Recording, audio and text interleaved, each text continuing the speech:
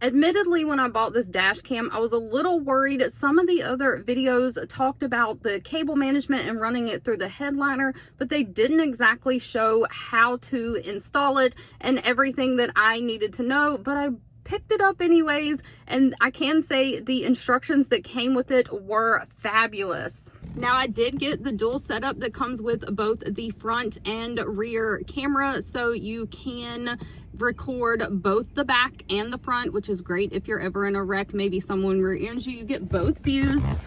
Now, on the installation part, it has a mount that you just mount on there, and the top of it kind of has ridges. You just slide it in and out of this mount if you ever want to take it down.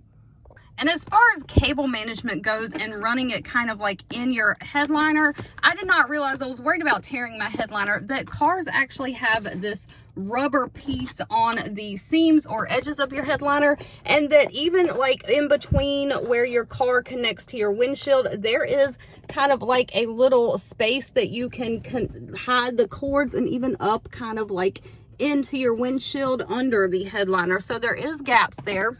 And as far as running from the front to the back, even when you have like a seam that separates your door, there is actual cracks in the seams in which you basically just tuck the cord in that crack. I wish someone had explained that to me. I was a little worried about trying to install it myself, but installation was very quick and easy. But what I love most about it is that it just stays plugged in to your cigarette lighter, and as long as your car leaves it cut off when the engine is cut off, you can completely leave it plugged up, which means when I start my car, the camera automatically turns on. Now, it does take a second, and you will hear it beep when it fully comes on.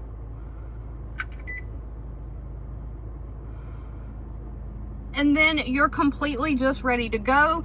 Now, using this camera is very easy. There is a power button on the side if for any reason you have it plugged in like me and it automatically comes on, you want to turn it off for any reason. There's also a memory card slot right there, and mine came with a 128 gigabyte memory card. Now, if you rotate it on the bottom, there are 3 buttons. I'm not sure because of the lighting if you can kind of see that, but there's a left, right button and like a mode button if you want navigation rather than the touch screen. And of course, this thing also can rotate to get you the perfect angle, but you can rotate it completely if you want to record the inside of the car for any reason. Now, once it powers on and you start driving the car, you can see the blinking record button with the timer counting. It automatically just starts recording. So basically, you just get in your car and go. And this touch screen, you can swipe left or right to change your views, and swiping one way you can get to your settings menu, so you can change things like turn your sound record on and off, turn your Wi-Fi on and off. Now, as some of the features of this, you can swipe left or right to get to different things, and one-way swiping gets you to your menu, so you can turn your sound record on or off, turn your Wi-Fi on and off, different settings like that. You can swipe down to do things like your card speed, reformatting your card. But if you swipe up, you can get to, you can see that says your cam videos, the front videos, the back videos. So if you've got several ways to actually view the recordings. You can take the memory card out and put it into a memory card reader on your computer and download the videos that way. You can watch them straight on the screen of this, or you can download and use the app, which is my preference. And the app is specifically great if you are like trying to get a video, maybe you were in a wreck and you're trying to get the video for the cop. Now, another way you can activate the functions is there is a voice icon on here. Not sure if you can see that. It's very hard to see because the icons are white, but if the icon is activated and lit up as white, it is available for use. So some of the voice commands you can do are like switching between the cameras, turning your audio recording on and off, things like that. And you just literally speak the word. So show back camera, and you see when I say that, it automatically takes the screen to my back camera. Now show front camera, and it automatically, we are in my garage right now, shows the front camera. Turn audio recording off, and then it turns it off. Turn audio recording on. So let me show you the app.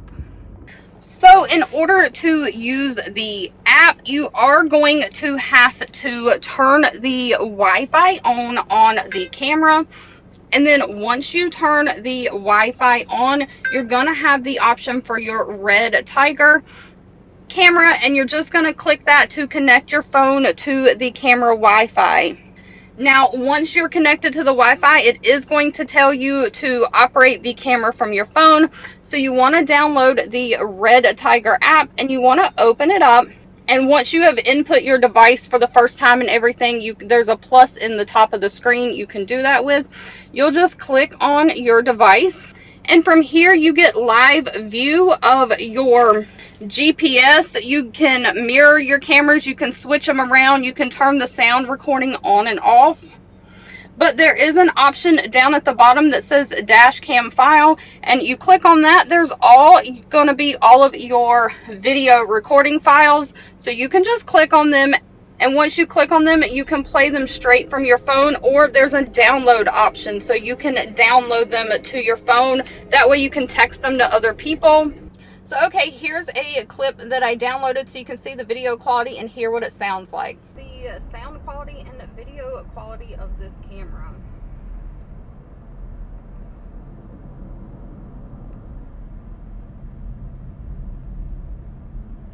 This whole dual dash cam setup ended up being so easy for me to use. I am so glad I picked it up. Highly recommend.